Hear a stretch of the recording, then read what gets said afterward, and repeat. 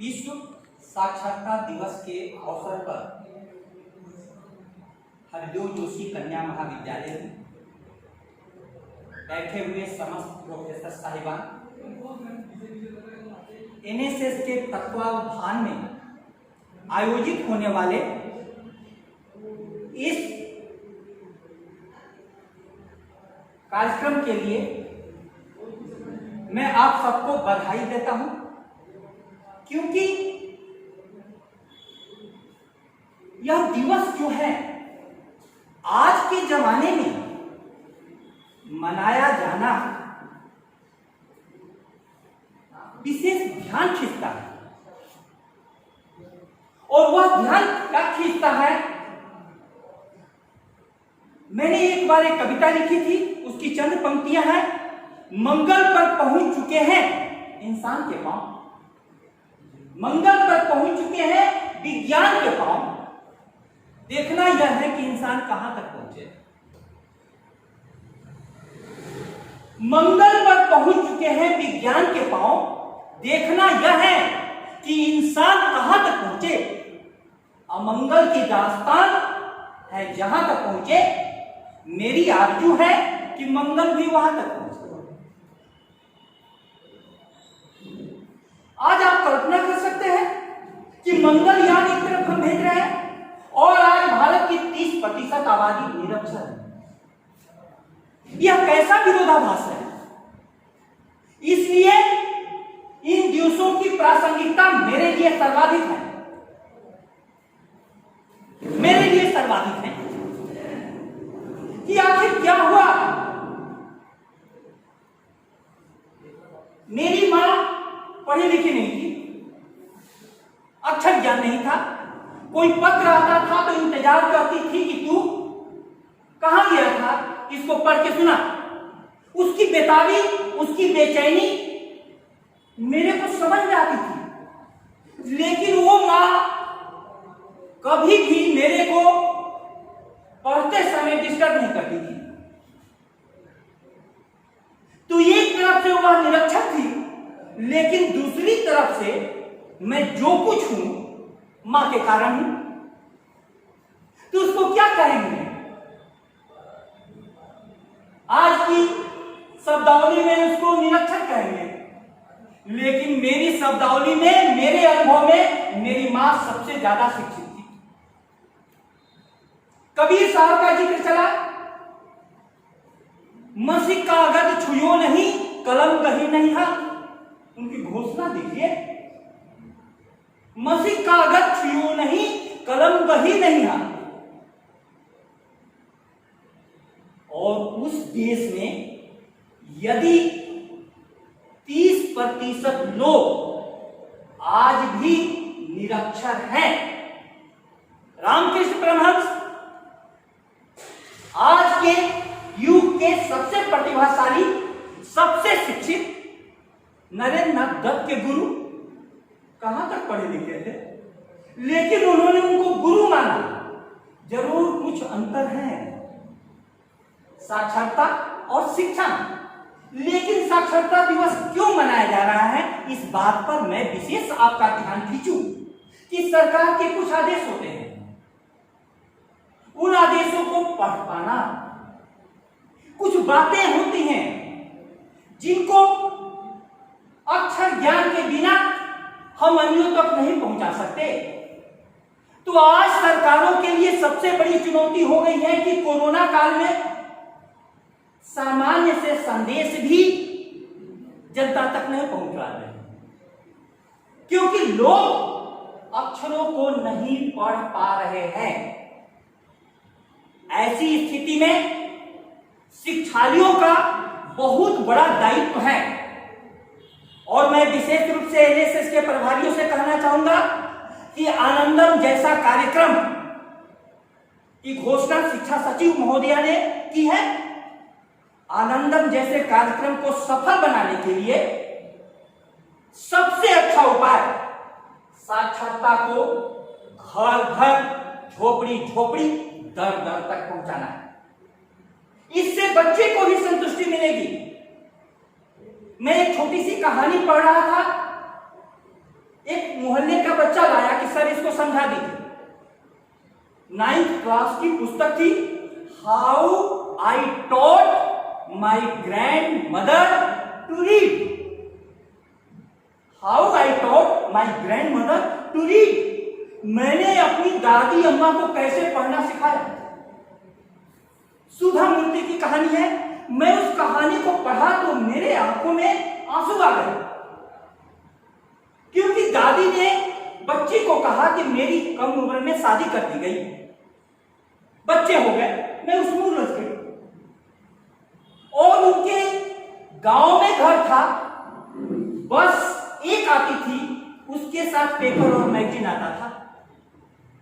जो मैगजीन आता था उसमें त्रिवेणी नाम की एक राइटर बहुत कम उम्र में मर गए, उनकी कहानी चल रही थी। वो कहानी बच्ची 12 साल की अपनी दादी अम्मा को पढ़ करके सुनाती थी। तो उस कहानी में था काशी यात्रा। लोगों की इच्छा, कर्नाटक का दृश्य है, वहां से भी बनारस काशी में आना चाहते थे लोग। जिंदगी भर की कमाई लगा करके काशी में आना चाहते थे भगवान वीरेश्वर की पूजा करने के लिए। अब आप देखिए, उस कहानी को पढ़ करके दादी अम्मा के दिल में कुछ होता था कि काश मैं पढ़ना जानती तो हमेशा मेरे को इस बच्ची के सहारे नहीं रहना पड़ता, क्योंकि उसका भी तो समय बर्बाद होता है। एक सप्ताह के लिए बच्ची चली गई किसी शादी समारोह में। एक सप्ताह में दादी की बेचैनी इतनी बढ़ गई कि वो जब आई तो बच्ची के लिए पलक पावले बिछा दी। उस दिन कहानी आई थी कि एक ने अपने जिंदगी भर की कमाई, वृद्धा ने, अनाथ बच्ची जिसको प्रेम हो गया एक बच्चे से, शादी के लिए पैसे नहीं थे, जिंदगी भर की कमाई जो उसने काशी यात्रा के लिए रखी थी उसको लगाई, उसको दे दी। उसी दादी ने कहानी सुन करके कहा कि देख, अक्टूबर में सरस्वती पूजा उधर होती है। अक्टूबर के दिन तक यदि मैं पढ़ना नहीं सीख पाऊं तब मैं अपना सर्वस्व अर्पण करूं। तू 1 महीने मेहनत कर ले, 1-2 महीने।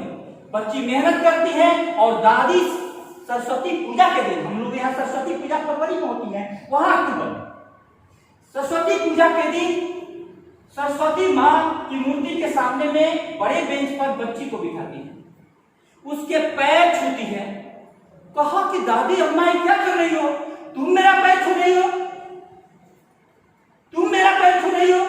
बोली कि तू मेरी शिक्षक है, तूने मुझे अक्षर ज्ञान करा दिया। बच्ची भी इतना संवेदनशील थी कि उसने कहा कि दादी अम्मा यदि आप परीक्षा दीजिए, पास हो जाइए तब तो। मैंने आपको त्रिवेणी राइटर की पुस्तक गिफ्ट में देने के लिए कर दी। और उसी समय दादी अम्मा ने टोटल पेज पढ़ दिया, टोटल पेज। एक बच्ची ने क्या चमत्कार कर दिया। आज क्या है स्थिति समाज की।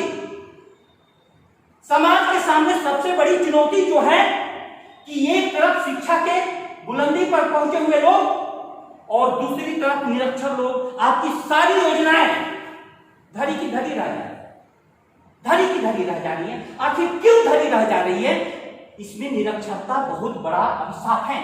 इसीलिए गांधी जी का जो आपने कोट लिखा है, गांधी जी का यही है कहना, अनपढ़ बनकर कभी न रहना।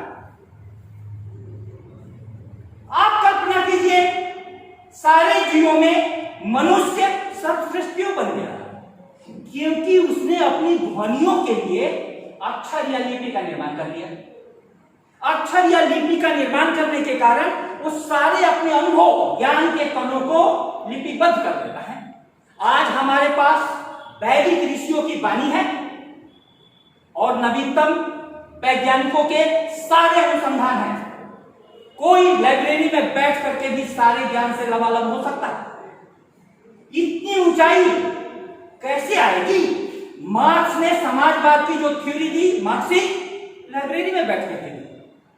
वह मध्यम वर्ग का, और उसने बात की प्रोलिटेरिएट की, सर्वहारा, बल्कि मैं इस अवसर पर इतना ही कहना चाहता हूं कि अक्षर ज्ञान से आपको एक नई दुनिया खुलेगी, नई दुनिया खुलेगी, और वो नई दुनिया आपको कई प्रकार से समृद्ध करेगी। लेकिन आज जो स्थिति है, बिखरे हुए पड़े हैं अक्षर, बिखरी हुई पड़ी है कड़ियां, बिखरे हुए पड़े हैं मोती, बिखरी हुई पड़ी है लड़ियां। इन लड़ियों का कुछ भी चयन नहीं कर पाए, तुम अध्ययन नहीं कर पाए, तुम अध्ययन नहीं कर पाए।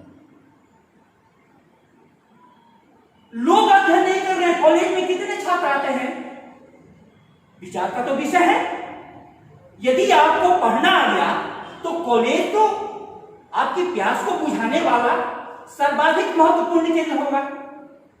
लेकिन कॉलेज के प्रति क्या ऐसी प्यास, क्या ऐसी ललक विद्यार्थियों की दिखाई देती है?